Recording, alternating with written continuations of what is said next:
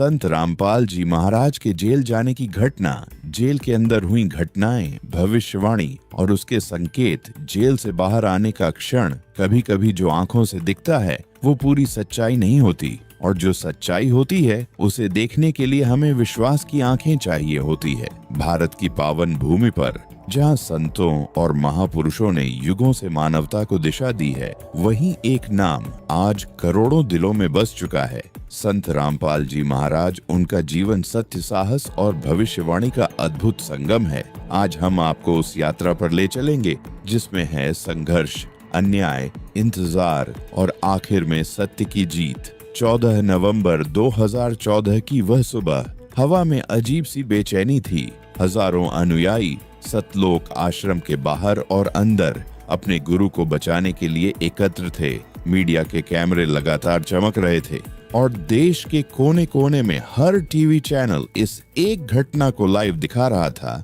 कानून के नाम पर कार्रवाई हो रही थी, लेकिन भक्तों के दिल में एक ही सवाल था, क्या यह सब पहले से तय था? क्या यह वही परीक्षा है जिसका जिक्र गुरुजी ने कई बार किया था? भीड़ में से एक वृद्ध महिला, जिनकी आंखों में आंसू थे, धीरे से बोली, हम जानते हैं ये सब एक दिव्य लीला है, हमारा गुरु निर्दोष है। और फिर पुलिस की गाड़ियां भीड़ के बीच से रास्ता बनाते हुए संत रामपाल जी महाराज को लेकर चली गईं। भीड़ ने सिर झुकाकर प्रणाम किया और आंखों से आंसू बहते रहे। जेल की सलाखों के पीछे जेल एक ऐसी जगह जिसे लोग अंधकार, दर्द और अकेलेपन से जोड़ते हैं, लेकिन संत रामपाल जी महाराज के लिए यह स्थान एक और आश्रम की तरह बन गया, जहां उन्होंने अपने सत्संग, अपने लेखन और अपने ध्यान को जारी रखा। जेल के अंदर कई कैदी जो पहले अपराधों में लिप्त थे, उनके प्रवचनों को सुनने लगे। एक कैदी ने बाद में बताया, गुरुजी ने हमसे कहा, बेटा तुमने गलती की, लेकिन अब तुम्हारे पास मौका है अपने जीवन को बदलने का। धीरे धीरे जेल की कठोर दीवारें भी भक्ति और ज्ञान की गूंज से भरने लगीं। भविष्यवाणी के संकेत जेल जाने से बहुत पहले संत रामपाल जी महाराज ने कई बार अपने सत्संग में कहा था, एक समय आएगा जब मुझ पर झूठे आरोप लगेंगे, मैं जेल जाऊंगा, लेकिन ये सब थोड़े समय की बात होगी।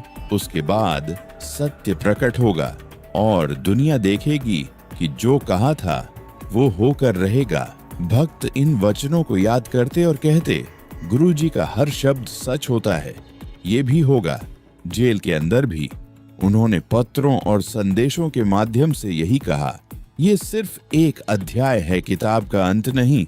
अदालत के दिन साल दर साल कोर्ट की तारीखें आती रहीं, कभी बहस होती, कभी गवाही, कभी स्थगन। हर तारीख पर भक्त सुबह से अदालत के बाहर खड़े रहते, हाथों में सत साहिब लिखे पट्टे और दिल में एक ही प्रार्थना, सत्य की जीत हो। मीडिया अब भी तरह तरह की खबरें देता, लेकिन अनुयायियों का विश्वास अडिग था। वह दिन और फिर वह सुबह आई जिसकी प्रतीक्षा वर्षों से हो रही थी। कोर्ट का फैसला आया। सभी आरोपों से बरी खबर सुनते ही जेल के बाहर जमा हजारों अनुयायियों ने सत साहिब के जयकारों से आकाश गूंजा दिया। लोग एक दूसरे को गले लगा रहे थे, आंखों में आंसू और होठों पर मुस्कान थी। जेल के दरवाजे खुले और बाहर कदम रखते हुए संत रामपाल जी महाराज ने हाथ जोड़कर भक्तों को आशीर्वाद दिया।